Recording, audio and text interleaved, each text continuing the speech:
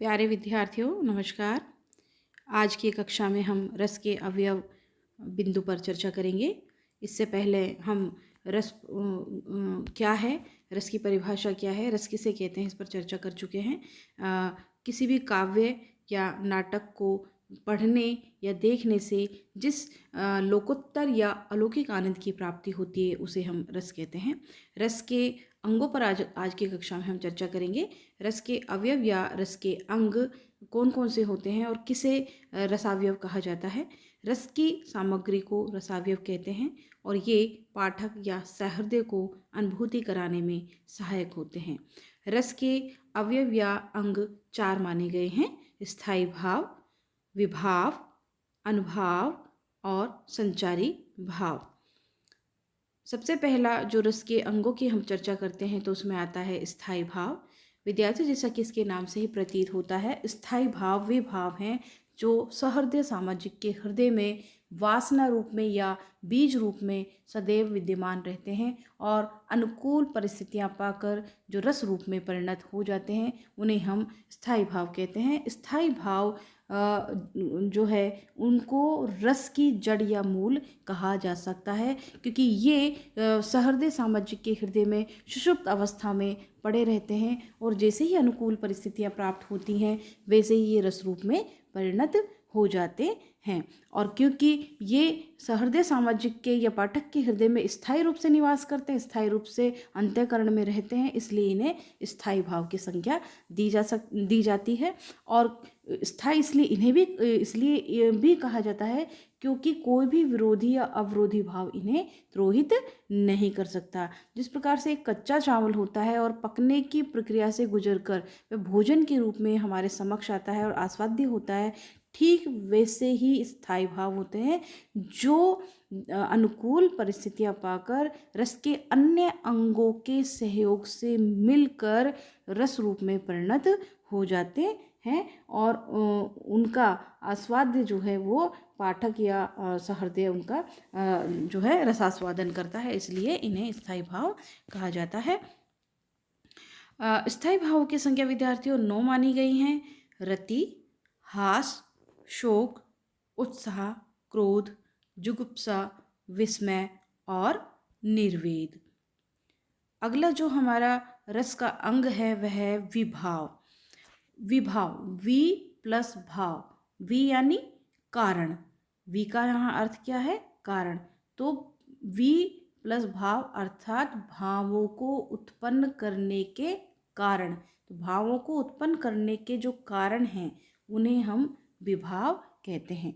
विभाव का अर्थ है कारण। जिन कारणों से सहृदय सामाजिक के हृदय में स्थित स्थायी भाव उद्बुद्ध होता है उन्हें विभाव कहते हैं। तो विद्यार्थियों, यहाँ पर हमें शब्दों पर ध्यान देना है।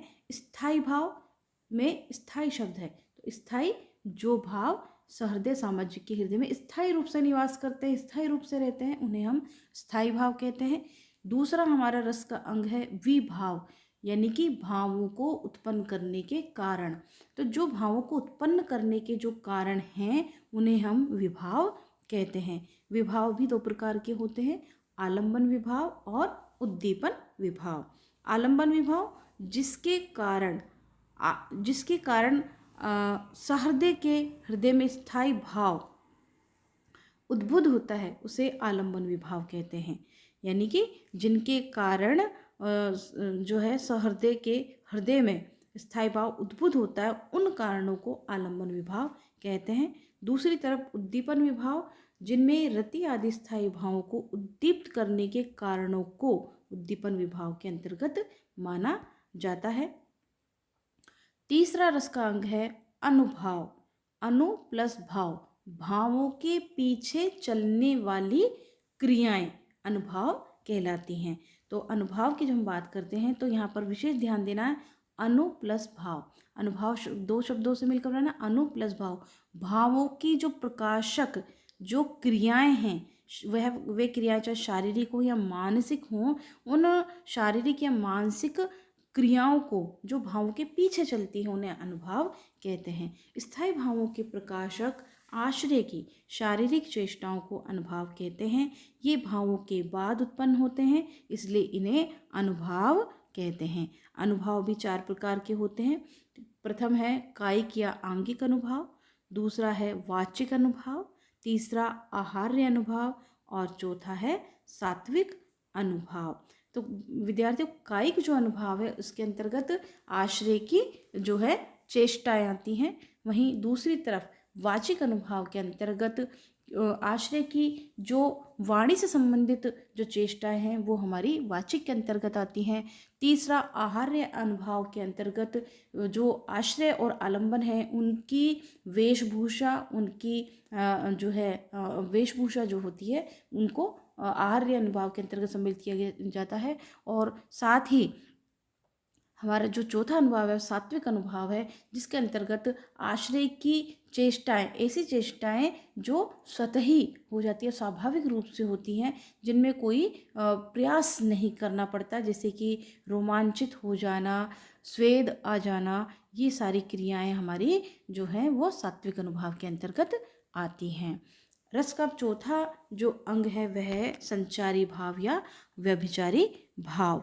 जैसा कि संचारी भाव जो कि संचरणशील होते हैं, या व्यभिचारी भाव जो कि बार बार आते और जाते रहते हैं, तो उन्हें व्यभिचारी या संचारी भाव कहते हैं।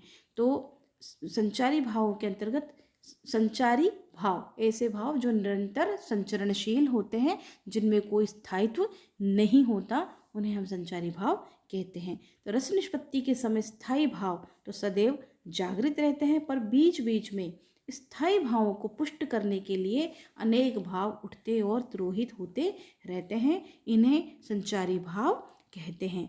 और स्थायी न होने के कारण और निरंतर संचरणशील होने के कारण ही इन्हें संचारी भाव कहा जाता है। और संचारी भावों की संख्या विद्यार्थियों 33 मानी गई हैं, जिनमें कुछ के नाम में यहाँ आपको बता रही हूँ, जिनमें है निर्वेद, ग्लानि, उत्सुकता, धैर्य, गर्व, हर्ष, चिंता, आवेग, उन्माद, स्वप्न आदि। इस प्रकार से रस के जो अंग हैं हमारे वो 4 अंग माने गए हैं। प्रथम स्थायी भाव, दूसरा विभाव, तीसरा अनुभाव, चौथा संचारी भाव। और इन अंगों के मिलने से ही जो स्थायी भाव है वह रस रूप में परिणत होता है और सहृदय सामाजिक को आनंद की अनुभूति होती है। इस प्रकार ये हमारी आज की कक्षा में रस के जो अवयव हैं उन पर हमने चर्चा की। आगे की कक्षा में हम फिर मिलेंगे, तब तक के लिए धन्यवाद।